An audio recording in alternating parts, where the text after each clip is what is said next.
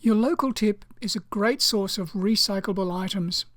I want to protect my seedlings from larger invaders like possums, dogs, kangaroos, or small children.